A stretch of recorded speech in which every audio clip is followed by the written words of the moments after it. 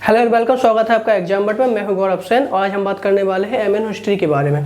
जैसा कि हम जानते हैं पिछले 2 साल ना हमारे लिए, हमारे देश के लिए, ना ही पूरी दुनिया के लिए इतने अच्छे रहे। इसका सबसे ज़्यादा असर हम पे हुआ है, उसके साथ साथ जो स्टूडेंट्स हैं उन पे उसका सबसे ज़्यादा असर हुआ है। जैसा कि हम जानते हैं कि पिछले 2 साल में जो भी कोविड की वजह से जो भी डिस्ट्रप्शन आए, उसकी वजह से जो हमारा एकेडमिक कैलेंडर है वो अपने सुचारू रूप से नहीं चल पा रहा था। इसकी वजह से जो एक अनप्रेडिक्टेबिलिटी, जो अनिश्चितता आई थी एग्जाम्स करवाने में, वो स्टूडेंट के दिमाग पे हावी हो गई थी। क्योंकि ना तो उन्हें ये पता होता था कि एग्जाम्स कब होंगे, उसको लेकर क्या अप्रोच रखनी है। एग्जाम्स को लेकर जो अनिश्चितता थी वो एक्चुअली आपको हिंडर कर रही थी अपनी प्रिपरेशन को एक बिल्कुल सही तरीके से तयशुदा समय के अनुसार करने पे।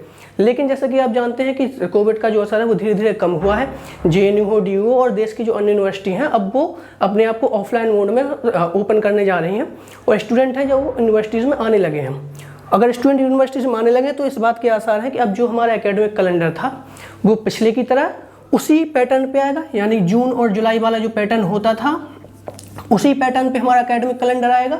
एकेडमिक कैलेंडर अगर जून और जुलाई में आएगा तो जो एमए और हिस्ट्री, जैसे कि जेएनयू का, जैसे कि एग्जाम बट का जो डेडिकेटेड है वो जेएनयू, डीयू और जामिया मिलिया और एसयू और जैसी अन्य देश की सेंट्रल यूनिवर्सिटीज़ हैं उनके एग्जामिनेशन को लेकर, तो इनका जो पैटर्न है वो जून जुलाई में होने की संभावना है कि इनका जो एंट्रेंस होगा।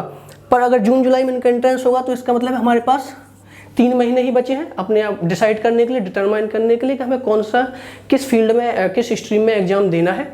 अगर ये जो समस्या सॉल्व हुई है, लेकिन उसके साथ साथ एक और समस्या जो आई है कि अगर 3 ही महीने बचे हैं तो फिर उस एग्ज़ाम के लिए क्या अप्रोच रखी जाए, कैसे उसको क्रैक करने। क्योंकि जो स्टूडेंट है जो पिछले 2 साल से इतनी समस्या में थे, अगर अब स्थिति सही हुई है तो कंपटीशन भी ज़्यादा होगा। कंपटीशन ज़्यादा होगा तो एग्ज़ाम का जो लेवल है वो काफ़ी डिफ़िकल्ट होगा, हो सकता है, ऐसा हम मान के चल सकते हैं।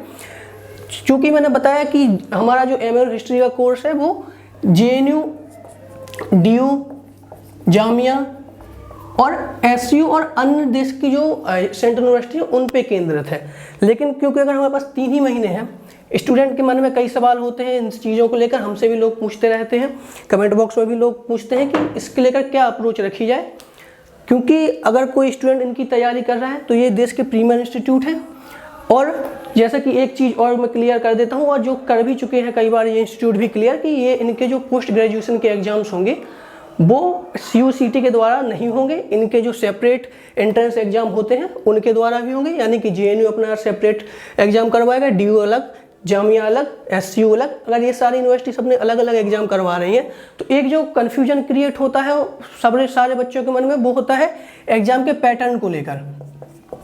क्योंकि हम सब जानते हैं एमएन हिस्ट्री का एग्जाम है तो उसमें जो सिलेबस होगा वो हिस्ट्री से ही होगा, लेकिन उसका जो पैटर्न है वो सारी यूनिवर्सिटीज़ में अलग अलग होता है।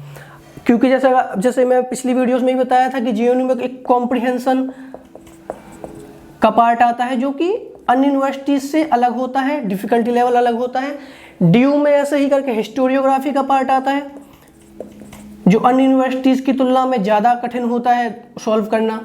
या जेएमआई में जैसे कि हम जानते हैं कि डिस्क्रिप्टिव और एमसीक्यू दोनों फॉर्म में एग्जाम आते हैं। तो ये जो डिफ़िकल्टी है पैटर्न को समझने में, इसके साथ साथ सिलेबस भी कमोबेश अलग अलग ही होता है सारी यूनिवर्सिटीज़ का।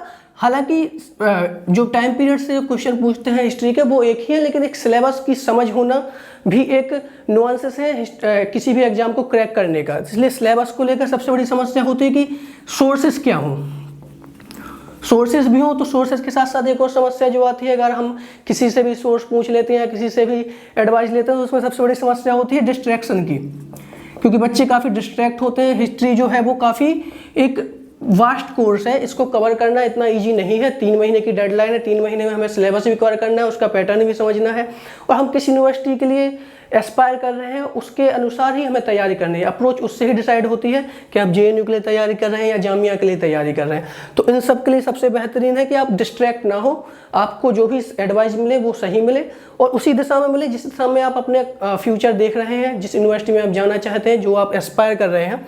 तो ये जो सारी समस्याएँ हैं, ये इनसे तो स्टूडेंट चाहता ही है ताकि, क्योंकि 3 महीने हैं, ताकि आप अपने कन्फ्यूजन को दूर करें। इसी कन्फ्यूजन को दूर करने के लिए हम एग्जाम बट पे एक वेबिनार आयोजित करने जा रहे हैं जो 5 मार्च को शाम को 5 बजे होगा। आप आ सकते हैं, डिस्क्रिप्शन में उसका लिंक दिया हुआ है, आप उसको रजिस्ट्रेशन कर सकते हैं और साथ ही साथ हमारे टेलीग्राम के चैनल से भी जुड़ सकते हैं फर्दर अपडेट्स के लिए। Thank you.